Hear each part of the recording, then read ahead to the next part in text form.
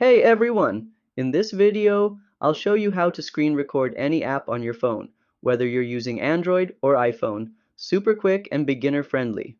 Let's get started. Step 1. Android. Swipe down from the top to open Quick Settings, then tap on Screen Recorder.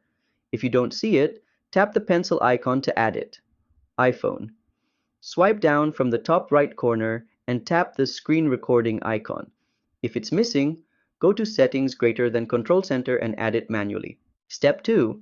Long press the screen recorder icon and make sure the microphone is on if you want to record your voice too. Step 3. Now go ahead and open the app you want to record, like a game, tutorial, or any other app. Step 4.